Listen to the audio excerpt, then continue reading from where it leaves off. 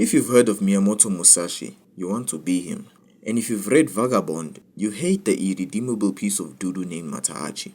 The thing is, Musashis are rare and Matahachis are everywhere. Makes sense since Musashi is a legend with his name etched in history. It's easy to be Matahachi and it's hard to be Musashi. There's a lot of how to be Musashi videos out there. This isn't one of them. This is more of a how to not be Matahachi and how to not make the mistake Musashi would have made according to Vagabond. I needed to read Vagabond and really hate this character Matahachi before I realized that the decisions I make are really just like his, which is why I'm a loser.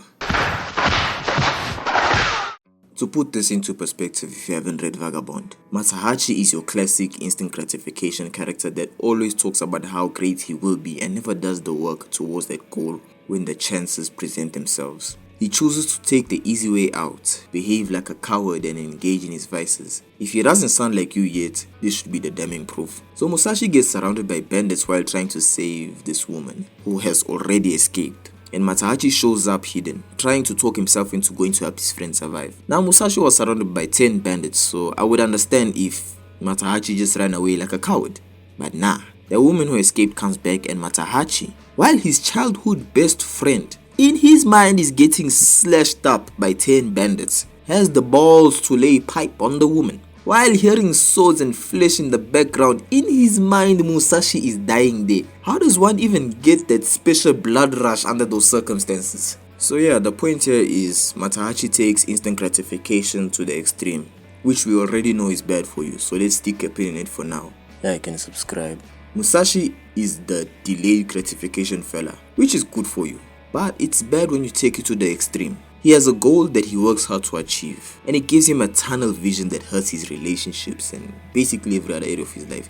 His goal is to be the strongest, but blocking everything out to chase it literally leads him to his death multiple times. Funnily enough, the most progress he makes to this goal is when he stops thinking about the goal.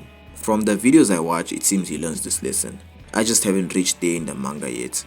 But so far, I've seen that his goal to be the strongest led him down a path that would make him stronger, but give him a false reward.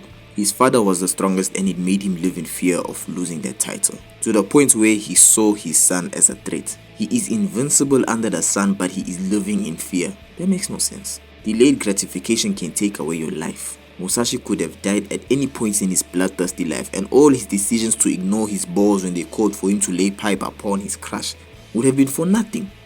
See, there needs to be a balance for you.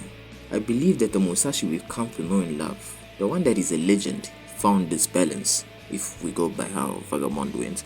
Future Jeet couldn't draw here. So after recording all this, I went and read more Vagabond and came across this chapter that told me I'm onto something about the Musashi pitfall. Pause and read these pages if the video quality allows. What's basically happening is that Musashi, being too over-focused on figuring out how to be strong, distracted him and left him vulnerable to that nailed surprise attack. Fixating on your goal too much can be a distraction. What you should be aiming for is total awareness of the present so you can have total control of your thoughts and actions, which will lead you to have enough focus and efficiency on the task at hand that will lead to your goal. Back to the past. Moving on, the thing with Matahachi is that his impulsiveness and lack of self-control and his lies did make him achieve the strong status even before Musashi by stealing the identity of someone strong. But if you take shortcuts to your goal, the quickness of your climb will be the quickness of your fall. What if we apply the same concept to our gratification endeavors? If you can skip hard work and achieve your goal quickly and it feels just as quick, is there a way to achieve gratification slowly and then it lasts longer? I think that's the concept behind delayed gratification. But focusing on delayed gratifications can kind of make life harder for the now, as you are living it. So is there a way to take the fleeting instant gratification that we get now, that we want now, and replace it with lasting gratification? If applying hard work while delaying gratification makes you achieve your goal in a real way that lasts, and then the instant gratification route makes your goal easy to achieve and easy to lose, is there a way to achieve gratification through hard work so that it lasts and it's happening in the now? Because instant gratification is easy, doesn't last, and delayed gratification is hard and it does last, but it's hard. Honestly, I don't know. I'm a YouTuber. I do know that Musashi did find this balance, and I think it's the moment, the live in the moment mentality that we see.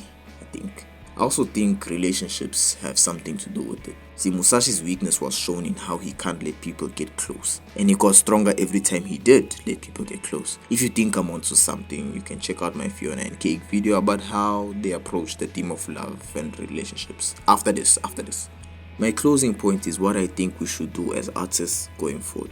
Optimizing a way to achieve that gratification that is now and lasting than living in the moment. Because there is a good chunk of gratification we find in creating or having created art. I believe this is part of that now gratification that lasts that I'm looking for. You need to know yourself to achieve it. See, when you hate yourself, be very aware of how you are. When you hate yourself, that's when you know you need to change something. Your guilt that haunts you when you are being lazy is your mind telling you that you should be doing more. And your fear of failing is your mind telling you that you have too much stakes on a piece of art and you are getting that tunnel vision, so you should be doing less. Your goal is not your end or be all, and neither is your comfort. See, if you're doing art because you're enjoying it, you are doing something wrong if you're not enjoying it. Musashi said he wanted to be the strongest, but I believe that is a false goal, brought to him by a desire to kill his father because his safety was threatened. He wanted to be invincible, but his real goal lies in why he wanted to be invincible. His true goal was to feel safe, to find peace. Matahachi's cowardice and laziness kept him haunted by guilt for his destructive decisions. Musashi's desire to be strong kept him in constant battle because of his bloodlust,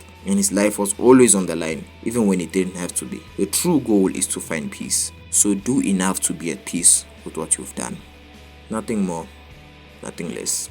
Reminder to go watch that Fiona Cake video about relationships if you still haven't. Bye.